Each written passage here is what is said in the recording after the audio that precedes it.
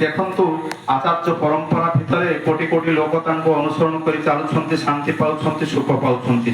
ଆଉ ଆମେ ପ୍ରତ୍ୟେକ ଏହି ଆଦର୍ଶର ତାର ପରିବାର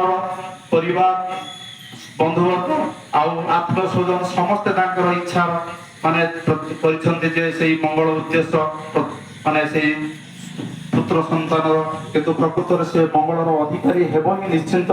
କିନ୍ତୁ ଗୋଟେ କଥା ହଉଛି ସେଇ ଶିଶୁ ସେଇ ଆଦର୍ଶ କିଭଳି ଭାବରେ ସମାଜରେ ପ୍ରତିଷ୍ଠିତ ହେବ, ଠାକୁର ସେ ବିଧାନ ସବୁ ଦେଇଛନ୍ତି। ବଞ୍ଚିବା ବଢିବା ପାଇଁ ଯାହା ଯାହା ଦରକାର ଠାକୁର ତା ବାସ୍ତବରେ ନିଜେ କରିଛନ୍ତି, ଦେଖେଇ ଦେଇଛନ୍ତି। ବିଶେଷ କରି ମା ଉପରେ ସେଇ ଶିଶୁର ଲାଳନ ପାଳନ ସଂସ୍କାର ଇତ୍ୟାଦି ସବୁ କିଛି ନିର୍ଭର କରେ। ମା ଯେଭଳି ଭାବରେ ଛୁଆଟିକୁ ଗଢି ତୋଳିବ ସେଇ ସଂସ୍କାର ଭିତରେ ସେ ସମାଜରେ ପ୍ରତିଷ୍ଠିତ ହେଇପାରିବ। ସେଇଥିପାଇଁ ଠାକୁରଙ୍କର ବିଧିବିଧାନ ସବୁ ଅଛି। ଆଉ ଏଇ ଯୋଉ ପୁତ୍ର ଯିଏକି ଆଦର୍ଶ, ସେଇଥିପାଇଁ ଠାକୁର କହୁଛନ୍ତି ପିଲାପିଲିଙ୍କୁ ତୁମେ ମଝିରେ ମଝିରେ ଇଷ୍ଟଙ୍କ ଆଡକୁ ଅଗ୍ରସର କର, ଆଉ ତାଙ୍କୁ ଦେବାର କିଛି ଅଭ୍ୟାସ ତାଙ୍କୁ ଶିଖାଅ। ଦେବା ଭିତର ଦେଇ ସେ ସବୁ କିଛି ମାନେ ଜାଣିପାରିବେ ଆଉ ଠାକୁରଙ୍କୁ ଭଲ ପାଇପାରିବେ। ଆମେ ସକାଳେ ପ୍ରାର୍ଥନା କରିବା, ସନ୍ଧ୍ୟାରେ ପ୍ରାର୍ଥନା କରିବା, ସେଇ ଶିଶୁ ପୁତ୍ର ଆମ ପାଖରେ ବସିବ, ଆଉ ସେଇ ପ୍ରାର୍ଥନାରେ ସେ ବସିବ, ସବୁ କଥା ଜାଣିବ। ଆଉ ବାପକୁ ମା ପ୍ରଣାମ କରିବ, ଆଉ ସେଇ ଆଦର୍ଶ ତାର ବାପା ମାଙ୍କୁ ପ୍ରଣାମ କରିବ, ଗୁରୁଜନ ମାନଙ୍କୁ ପ୍ରଣାମ କରିବ। ୟାର ଭିତରେ ଦେଇ ସେ ସଂସ୍କାରରେ ସେ ସଂସ୍କାରିତ ଗଢି ଉଠିବ। ଏ କଥାକୁ ଆମକୁ ବୁଝିବା ପାଇଁ ପଡିବ।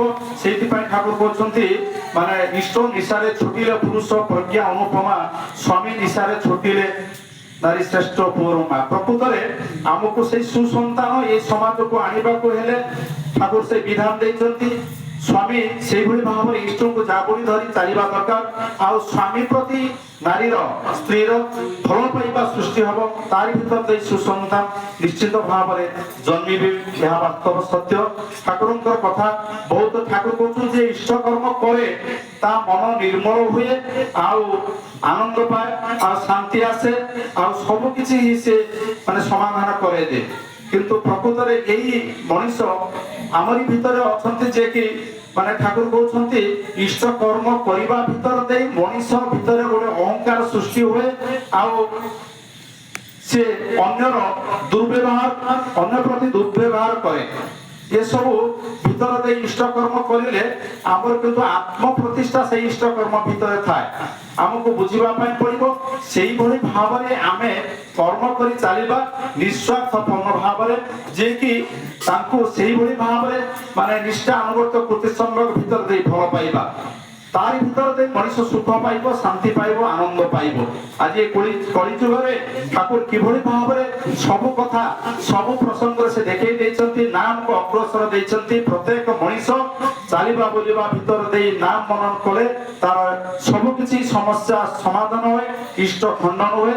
ତାହା ଆମକୁ ବୁଝିବା ପାଇଁ ପଡିବ। ସକାଳ ସନ୍ଧ୍ୟାରେ ପ୍ରାର୍ଥନା କରିବା, ଯଥା ସମୟ ଇଷ୍ଟବର୍ତ୍ତି ନିବେଦନ କରିବା, ଇଏ ହଉଛି ଦୈନନ୍ଦିନ ଆମର ପ୍ରଥମ ଏବଂ ପ୍ରଧାନ କର୍ମ। ୟାର ଭିତରେ ଦେଇ ମଣିଷର କେତେ ଯେ ଗ୍ରହ ବିଭାଗ ଖଣ୍ଡନ ହୁଏ ତାହା ସିଏ ନିଜେ ଜାଣନ୍ତି। ସେଇ ବିଧି ବିଧାନ ଆମ ପାଖରେ ରଖିଛନ୍ତି, ଆମକୁ ମାନିବା ପାଇଁ ପଡିବ। ଯାହା ହଉ ସତ୍ସଙ୍ଗର ସମୟ ସୀମିତ। ସର୍ବଶେଷରେ ଠାକୁରଙ୍କ ପାଖରେ ପ୍ରାର୍ଥନା